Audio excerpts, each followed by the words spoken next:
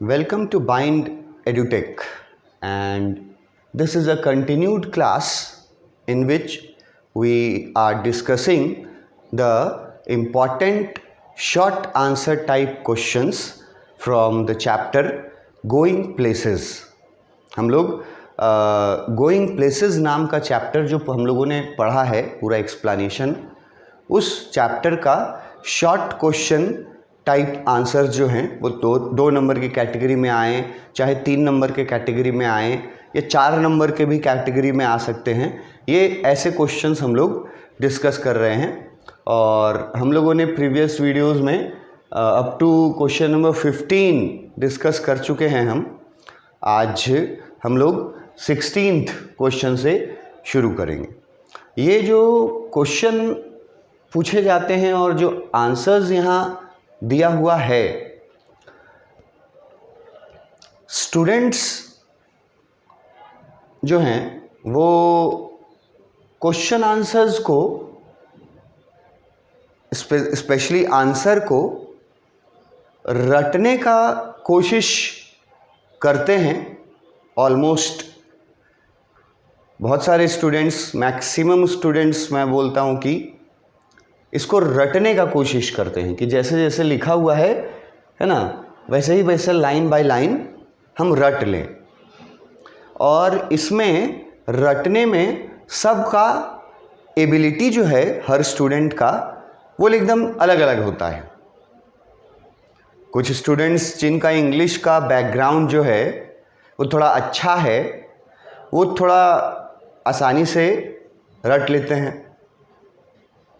लेकिन जिन स्टूडेंट्स का इंग्लिश का बैकग्राउंड थोड़ा कमज़ोर है, उन स्टूडेंट्स को आंसर्स को, और इतने सारे आंसर्स को, इतने सारे चैप्टर्स हैं, इतने सारे सब्जेक्ट्स हैं, तो इंग्लिश में ही अगर मैं देखूं तो इतने सारे दो टेक्स्ट बुक में 8-16 चैप्टर्स हैं, 5-6 पोएम्स हैं। इनके अलावा जो है राइटिंग पार्ट में लेटर राइटिंग है, ये है, वो है। तो इतना सब कुछ एक कमज़ोर बैकग्राउंड के स्टूडेंट को रटना और याद रखना, ये उनके लिए डिफ़िकल्ट हो जाता है जिनका बैकग्राउंड थोड़ा वीक है इंग्लिश का। तो उनके लिए स्पेशली पार्टिकुलरली वैसे ग्रुप ऑफ स्टूडेंट्स जो थोड़ा बैकग्राउंड कमज़ोर है इंग्लिश का, तो आप आंसर्स को रटने के कोशिश करने के बजाय क्वेश्चन पढ़ करके और स्टोरी में ये क्वेश्चन में पूछा गया चीज़ स्टोरी में कहाँ आया है, अगर पूरा स्टोरी आपने पढ़ा हुआ है लाइन बाय लाइन, तो सबसे पहले तो बस ये आपको रिकॉल करना है क्वेश्चन पढ़ करके कि ये क्वेश्चन किस स्टोरी से है और स्टोरी के किस भाग से है। अगर आप ये रिकॉल कर लिए सक्सेसफुली कि किस स्टोरी से है और स्टोरी के किस भाग से है, उसके आसपास का स्टोरी में उस आसपास भाग में क्या बात की गई थी, अपने लैंग्वेज में ही आप अगर सोचोगे, अगर वहाँ तक आप पहुँच जाते हो कि क्या बातचीत हुई थी उस जगह पर, अगर आपको याद है किसी भी लैंग्वेज में, मतलब हिंदी में भी अगर आपको याद है कि क्या बातचीत हुई थी उस जगह पर, और वहीं से ये क्वेश्चन पूछा है, तो उसका आंसर आप अपने अपने इंग्लिश के नॉलेज के अनुसार आप आंसर उसका अपना सेंटेंस बना करके भी बिल्कुल दे सकते हैं। ज़रूरी नहीं है कि इन्हीं चीज़ों को रटा जाए। स्पेशली फॉर देम जिनको रटने में प्रॉब्लम है। कुछ स्टूडेंट्स रटने में बहुत तेज़ होते हैं, एक एक वर्ड, एक एक comma, full stop, inverted commas, यहाँ तक स्टूडेंट्स जो हैं वो रट जाते हैं, तो वो उनकी अपनी कैपेबिलिटी है। लेकिन सारा स्टूडेंट का इतना कैपेबिलिटी तो नहीं है और हो भी नहीं सकता है, क्योंकि कुछ का बैकग्राउंड अलग है, कुछ का बैकग्राउंड अलग है 10th क्लास तक का।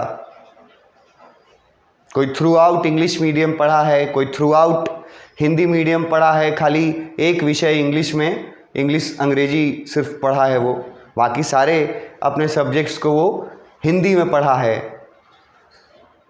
तो वो स्टूडेंट्स जब एक्सप्लेनेशन वीडियो देखेंगे ना, जो थोड़े वीक हैं बैकग्राउंड से, उन लोगों को मेरा सजेशन है कि आप लोग एक्सप्लेनेशन वीडियोस जो लाइन बाय लाइन बना हुआ है, जो बनाया है मैंने, उन एक्सप्लेनेशन वीडियोस को आप सिर्फ ध्यान से देखिए। और देखने से मेरे कहने का मतलब है कि उसमें जो जो मैं वर्ड्स, टेक्स्ट का पूरा पार्ट आता है उसको मैं पढ़ता हूँ, उसके वर्ड मीनिंग्स को मैं हाईलाइट करके बताता हूँ। तो मेरे साथ साथ जो मैं पढ़ रहा हूँ ना, वो आपको भी पढ़ते जाना है, सिर्फ मेरी बात को सुनना नहीं है। सुनने के लिए कान तो है ही, मेरी आवाज़ तो सुनाई देगी ही कि मैं क्या एक्सप्लेन कर रहा हूँ, लेकिन आपको करना क्या है कि आपको साथ में पढ़ना भी है। स्पेशली द टेक्स्ट पार्ट, जो टेक्स्ट का पार्ट लाइन बाय लाइन में बताता हूँ, उसको पढ़ना भी है और फिर मेरा एक्सप्लेनेशन साथ में सुनना है। और किन किन वर्ड्स पर मैं फोकस करता हूँ, हाईलाइट करता हूँ, वो आपको समझ लेना है अपने भाषा में ही सही, मतलब हिंदी भाषा में ही सही, आपको समझ लेना है बस। अगर आप पूरा एक्सप्लेनेशन चैप्टर का अपनी भाषा में भी समझ लेंगे, अगर आप अंग्रेज़ी के कमज़ोर बैकग्राउंड से हैं और अपनी भाषा में भी अगर आप वो कहानी पूरी तरह से समझ जाएंगे एक्सप्लेनेशन वीडियोस को देख करके, तो आपको आसानी होगा क्वेश्चन पढ़ने के बाद ये पता करने में कि ये किस चैप्टर से है क्वेश्चन, पहले तो ये पता करना होता है, और फिर उस चैप्टर का पूरा स्टोरी क्या था टेक्स्ट बुक में, वो आपको पढ़ा हुआ होना चाहिए, पूरा स्टोरी लाइन पता होना चाहिए आपको। ऐसे में जैसे ही आप क्वेश्चन पढ़िएगा तो फिर स्टोरी में आ जाइए, रिकॉल कीजिए अपने आप को स्टोरी में और याद कीजिए कि ये क्वेश्चन स्टोरी के किस पार्ट से था। और अगर ये आपको याद आ गया कि किस पार्ट से था, अपनी भाषा में भी अगर आपको वो पार्ट याद है, तो उस पार्ट में जो बातें हुई थी स्टोरी में, उनको आप अपने एबिलिटी, अपने लैंग्वेज के अनुसार आप लिख सकते हैं। ज़रूरी नहीं है कि एकदम रट ही जाना है, लेकिन समझना ज़रूरी है एक्सप्लेनेशन को, और पढ़ना ज़रूरी है टेक्स्ट को लाइन बाय लाइन। तो वैसे बच्चों के लिए मेरा ये ओपिनियन था, सजेशन था कि बहुत सारे बच्चे जो वीक बैकग्राउंड से आते हैं इंग्लिश में खास करके, तो उनको कैसे बोझ न लगे कि यहाँ 20 ठो क्वेश्चन सर बता दिए एक चैप्टर से, तो 20 क्वेश्चन आंसर याद करना पड़ेगा। ये बोझ नहीं लेना है, ठीक है। बस तुमको बोझ लेना है कि एक्सप्लेनेशंस को ध्यान से देखना है, पढ़ना है, सुनना है और समझना है। वो काम तुम कर लिया तो उसके बाद जो क्वेश्चन आंसर्स है ना, वो तुम्हारे लिए बहुत इजी काम हो जाएगा। फिर उसको तुमको रटने का कि 25 क्वेश्चन है कि 20 क्वेश्चन है कि 40 क्वेश्चन है किसी स्टोरी से, उसको तुमको टेंशन नहीं रहेगा, क्योंकि तुमको पूरा स्टोरी पढ़ा हुआ है। तो कहीं से भी क्वेश्चन पूछे, उस जगह पे रिकॉल करके और उस जगह पे जो बातें हुई थी उसके बारे में सोच करके अपने मन में अपनी भाषा में उसको रिकॉल करके और फिर उसका आंसर आप बना करके लिख सकते हैं। तो ये तो सिर्फ हम सैंपल दे देते हैं आप लोगों को कि कीवर्ड्स और की पॉइंट्स क्या होने चाहिए अगर क्वेश्चन ये पूछा तो, अगर क्वेश्चन ऐसा पूछा तो। क्वेश्चन नंबर 16 से हम लोग शुरू कर रहे हैं। क्वेश्चन नंबर 16 में पूछा है, what does Sophie's father think about Danny Casey. Sophie के फादर का डैनी कैसे नाम के फुटबॉलर के बारे में क्या विचार थे, वो क्या सोचते थे डैनी कैसे के बारे में। तो अब ये क्वेश्चन अगर आ गया एग्जाम में तो आपको, अगर आप पढ़े हैं तो आप डैनी कैसे और सोफी फादर ये दोनों वर्ड पढ़ के समझ जाएंगे कि ये गोइंग प्लेसेस चैप्टर से है क्वेश्चन। उसके बाद आप अगर गोइंग प्लेसेस का एक्सप्लेनेशन पूरा देखे हैं, पढ़े हैं, सुने हैं, तो आपको रिकॉल करना है कि किस पार्ट से है ये क्वेश्चन, कहाँ आया था ये बात, ये जो पूछा गया है। तो अगर जो लोग पढ़े होंगे उनको मैं याद दिलाता हूँ कि सोफी के फादर डैनी कैसे के बारे में क्या विचार रखते थे। ये क्वेश्चन उस पार्ट में आया था जब सोफी के फादर और जॉफ, जो सोफी का बड़ा भाई था, उन दोनों के बीच आर्गुमेंट हो रहा था डैनी कैसे के बारे में, और वहां सोफी भी मौजूद थी। उस घटना को अगर तुम याद रखे हो कि वहां क्या क्या बातें हुई थी बाप बेटे के बीच, जो आर्गुमेंट हुआ था वो किस चीज़ को लेकर के हुआ था, और सोफी के फादर ने क्या बोला था, जॉफ ने क्या बोला था, अगर ये तुमको किसी भी भाषा में याद है तो तुम उसका आंसर लिख सकते हो अपने अपने एबिलिटी के अनुसार, लेकिन स्टोरी आपको वो पूरा याद होना चाहिए। तो सोफी के फादर वहीं पर उसी कन्वर्सेशन के दौरान, सोफी के फादर और जॉफ का जो कन्वर्सेशन होता है, जहाँ पे टॉम फिनी नाम के एक पहले के लीजेंडरी फुटबॉलर का भी एग्जाम्पल दिया जाता है, वहीं पर इसका आंसर है। वही वाला पार्ट जो बात होता है वही इसका आंसर है। आंसर में क्या लिखा है, Sophie's father is fond of the game of football. Sophie's father is fond of the game of football. यहाँ पे थोड़ा सा कुछ मिस्टेक हो गया है राइटिंग में, चलो इसको ठीक कर देते हैं। अभी ठीक हो गया। Sophie's father is fond of the game of football. Question पूछा कि सोफी के फादर डैनी कैसे के बारे में क्या विचार रखते थे, जो कि एक फुटबॉलर था। तो पहले देखो भूमिका बनाएं आंसर में कि ये बताएं कि सोफी के फादर जो हैं वो फुटबॉल के प्रति, फुटबॉल गेम के प्रति बहुत रुचि रखते थे, बहुत इंटरेस्ट रखते थे, और उसको यहाँ रुचि और इंटरेस्ट वर्ड को यहाँ फॉन्ड ऑफ, ये इंग्लिश वर्ड से। तो जिनको फॉन्ड ऑफ याद रहता है अच्छी बात है, नहीं याद रहता है तो आप इंटरेस्टेड थे ये तो याद रख सकते हो कि सोफी के फादर को फुटबॉल गेम में बहुत इंटरेस्ट था, ये लिख लेगा। लिखा हुआ है Sophie's father is fond of the game of football. वो बहुत ज़्यादा पसंद करते थे फुटबॉल के गेम को, और फुटबॉल का गेम एक तरह से उनके लिए एक धर्म जैसा था। ये भी हम लोगों ने एक्सप्लेनेशन में पढ़ा था, अगर एक्सप्लेनेशन वीडियोस देखे हैं आप तो आप याद कर पाइएगा कि मैंने वहाँ बताया था कि फुटबॉल है ना, वहाँ के लोगों के लिए ये स्टोरी जो जहाँ का है ये इंग्लैंड का स्टोरी है।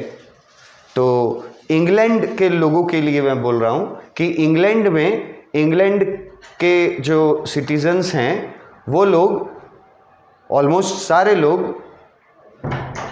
फुटबॉल फैंस हैं.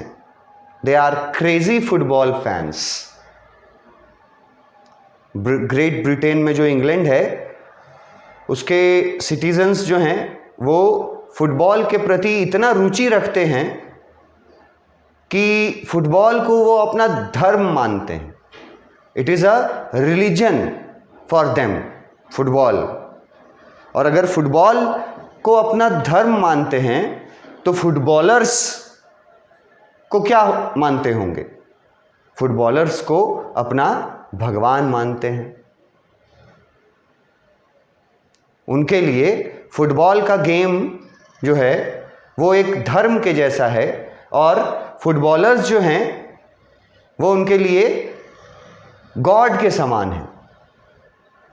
तो इतने क्रेजी थे सोफी के फादर भी, जैसा कि इंग्लैंड में आमतौर पे होता है. तो सोफी के फादर भी crazy about the game of football. तो कितना ऑप्शंस हैं तुम्हारे पास. या तो फॉन्ड ऑफ लिखो, या तो इंटरेस्टेड वर्ड यूज कर लो, ठीक है, या तो क्रेजी वर्ड यूज कर लो. You have lots of options कि तुम कौन सा वर्ड तुमको याद रह पाता है, कौन सा वर्ड तुम्हारे कैलिबर का है. ठीक है, अपने अपने हैसियत के अनुसार अपने अपने वर्ड्स को चूज किया जाता है. जिसकी इंग्लिश की नॉलेज इतनी है, बैकग्राउंड, जो फॉन्ड ऑफ याद रख सके तो वो फॉन्ड ऑफ लिखेगा.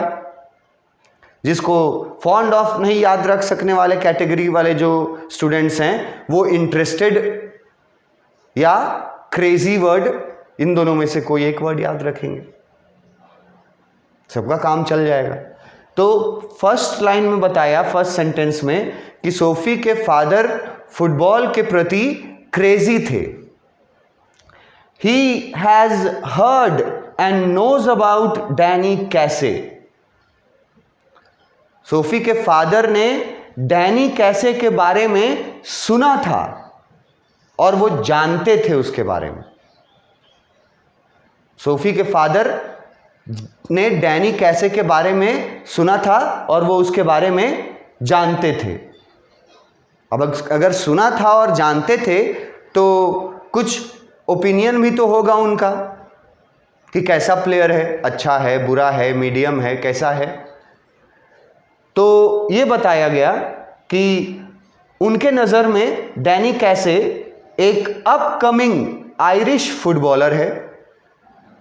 क्वेश्चन पूछा है according to Sophie's father Danny Casey के बारे में वो क्या जानते हैं, क्या सोचते हैं.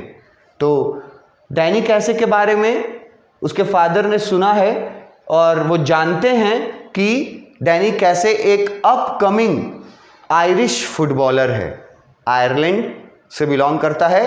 अपकमिंग का मतलब है उभरता हुआ सितारा, जैसे हम लोग हिंदी में यूज़ करते हैं ना किसी भी गेम में, चाहे वो क्रिकेट हो, चाहे वो टेनिस हो, कोई भी स्पोर्ट्स है, उसमें ये वर्ड यूज़ किया जाता है अपकमिंग. अगर अपकमिंग वर्ड यूज़ कर रहा है किसी प्लेयर के साथ तो इसका सीधा मतलब निकलता है कि वो राइजिंग प्लेयर है उस समय का. मतलब वो प्लेयर है जो अभी बहुत यंग है और उसमें बहुत कैपेसिटी है, जिसको पोटेंशियल बोला जाता है, तो उनको अपकमिंग बोलते हैं. तो पहला वर्ड तो ये हो गया कि डैनी कैसे के बारे में सोफी के फादर जानते थे, उन्होंने सुना था और वो उनका मानना था कि डैनी कैसे एक अपकमिंग आयरिश फुटबॉलर है. वो he feels that Danny has a lot of potentials. उनको लगता था, वो एक्सेप्ट करते थे, बातचीत जब हुई थी उस समय बातचीत का एक्सप्लेनेशन वीडियो अगर आप देखे होंगे तो ये बातें मैंने वहाँ समझाई थी, वो मैं रिपीट कर रहा हूँ सिर्फ क्वेश्चन आंसर्स में. तो डैनी कैसे के बारे में वो फील करते थे that he has lot of potentials. अब यहाँ एक वर्ड आया पोटेंशियल।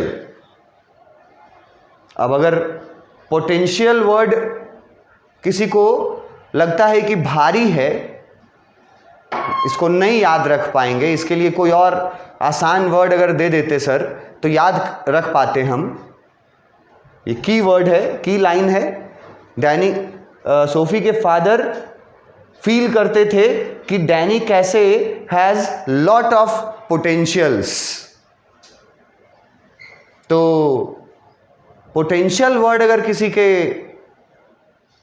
एबिलिटी से बाहर है तो वो वर्ड यूज कर लेना lot of talent. Talent word तो याद रख सकते हो, ये तो कॉमन वर्ड है।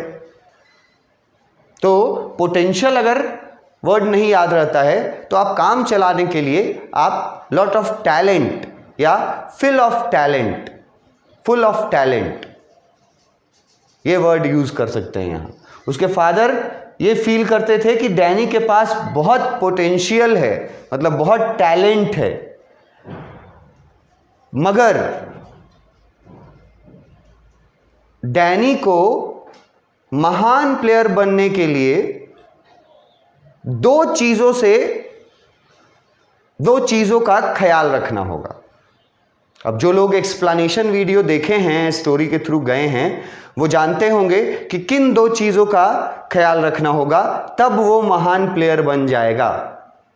किन दो चीजों का ख्याल रखना होगा? दो शर्तें हैं। पहली शर्त कि डैनी कैसे के कोच और डैनी कैसे का टीम डैनी कैसे को अच्छे से हैंडल करे, तब अच्छे से ट्रेंड करे तब, पहला कंडीशन। और दूसरा कंडीशन है कि डैनी कैसे जो है वो खुद अपना मन इस फुटबॉल के अलावा और कहीं भटकने ना दे। मतलब डैनी कैसे को फोकस्ड रहना होगा अपने गेम पर ही। ये दो शर्तें थी सोफी के फादर के। वो ये मानते थे that he is a genius, he is a rising star, लेकिन वो आगे चल के महान प्लेयर बन पाएगा ये तभी होगा जब ये दो शर्त पूरा होगा। जब उसके कोचेज और उसका टीम उसके अच्छे से ख्याल रखेंगे। इसके बारे में देखो यहां लिखा हुआ है, if he is looked after well, मतलब कि उस पर अच्छे से ख्याल रखेंगे उसका। एंड दूसरा, if he keeps his head on his shoulders. ये वाला फ्रेज जो है ये पढ़ाते वक्त भी मैंने बोला था कि ये फ्रेज जो है वो बहुत इम्पॉर्टेंट फ्रेज है और इसको याद रखना बहुत ज़रूरी है, बहुत सारे आंसर्स में काम आएगा। इसको थोड़ा बड़ा कर देते हैं। देखो ये phrase, keeps his head on his shoulders, इसका मीनिंग है कि अगर डैनी कैसे अपने मन को भटकने न दे और अपने गेम पे ही फोकस रखे और उसके कोचेज और उसका टीम उसका अच्छे से ख्याल रखे, तो आगे चल के डैनी कैसे ज़रूर महान प्लेयर के लिस्ट में शामिल हो सकता है। ये उसके सोफी के फादर का सोचना था। और आगे लिखा हुआ है, he would go a long way. ये भी एक फ्रेज के तरह ही है, he would go a long way, वो बहुत आगे जाएगा। ये हम लोग यूज़ करते हैं ना कि ये लड़का जो है इतना तेज़ है, ये बहुत आगे तक जाएगा, इसके लिए ये फ्रेज है, he would go a long way. मतलब कि अगर ये डैनी कैसे दो चीज़ों पर फोकस किया, दो चीज़ों को अगर कंट्रोल किया तो he can go a long way, मतलब वो बहुत आगे जाएगा। और इसका जगह आप लिख सकते हैं कि वो सक्सेसफुल हो जाएगा, आपके जगह लिख सकते हैं आप इसके जगह कि वो एक ग्रेट प्लेयर बन जाएगा। Moreover he was playing for the best team in the country. और सोफी के फादर ये भी जानते थे कि डैनी कैसे जो है वो अपने देश के बेस्ट टीम के लिए खेल रहा है ना, यूनाइटेड टीम। कुछ बातें डैनी कैसे के अगेंस्ट भी उसके फादर ने बोला था बातचीत में, कुछ बातें। ये तो सब फेवर में हो गया ना, कुछ अगेंस्ट भी बोला था। अगेंस्ट नहीं कहेंगे पर कुछ ये दिया था वार्निंग्स कि अभी वो काफ़ी यंग है डैनी कैसे, और सीनियर टीम में आने के उम्र अभी उसकी नहीं है। ये भी सोफी के फादर ने बोला था डिस्कशन के दौरान। जिन्होंने एक्सप्लेनेशन पढ़ा होगा वो याद कर पाएंगे।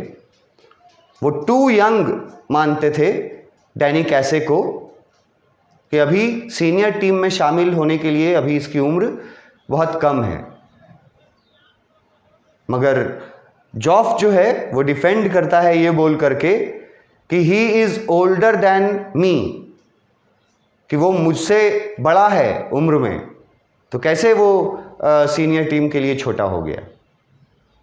तो कुछ बातें जो उसके अगेंस्ट भी बोली गई थी, मतलब सजेशन दिया गया था, उन बातों का जिक्र नहीं किया गया यहाँ। यह सिर्फ बताया गया कि सोफ़ी के फादर उसको एक उभरता हुआ सितारा मानते थे। बस वो जानते थे कि वो फुल ऑफ टैलेंट है, फुल ऑफ पोटेंशियल है। बस उसको दो चीज़ों पर ध्यान देना होगा और तब वो जा कर के एक महान प्लेयर के लिस्ट में शामिल हो जाएगा। और एग्जाम्पल देते हैं लाइक टॉम फिनी। इसके आगे हम लोग नेक्स्ट क्लास में पढ़ेंगे। Thank you.